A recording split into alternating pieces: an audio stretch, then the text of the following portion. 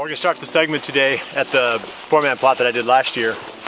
And if you remember on this one, it was up on a little ridge and we carved it out of, it was an existing opening that had overgrown with some small saplings.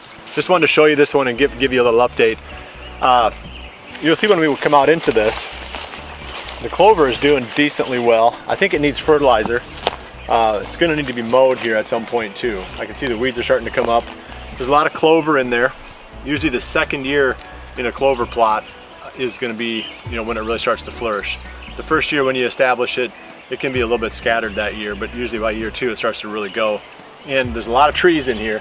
I mean, I'm seeing hickory trees and shingle oaks, and there's some red oaks, and they're all little bitty, 6 to 8 inch tall trees, which is kind of, I guess the whole point of it. We gotta mow it again at some stage here and keep all this other stuff from retaking it. But you can look at it and you can see there's a lot of clover down in here. Maybe you've noticed our little companion here, Drew's birthday. He wanted a dog, so we've got a little Labrador named Duke. So Duke's going to be helping us out today too. Duke's pretty cool. He's just almost 8 weeks old. He likes to get out and do this kind of stuff. So like I said, you can see there's clover in here, there's weeds. It doesn't have a lot of grass, so we won't have to spray it. Just gonna have to fertilize it and mow it. But look at all the little trees coming up. I can see 100 trees in this little 1/4 acre opening. So here's last year's project. Like I said, just bringing you up to speed on it. There's always some maintenance that goes along with these things. Regardless of whether they're 4-man plot or traditional food plots, you're gonna have to do the same things, and that means mowing.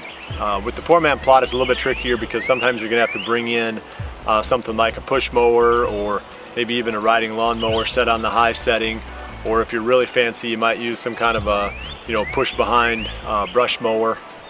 But whatever you use, you do have to mow it. So, like I said, we'll be coming back and hitting this again in a few weeks. Definitely needs fertilizer. I can see that now. Clover's down there. You can see clover everywhere, but it's just not very tall. This spot should be good for hunting this year. Last year it was a little bit thin. The clover wasn't really coming in that thick.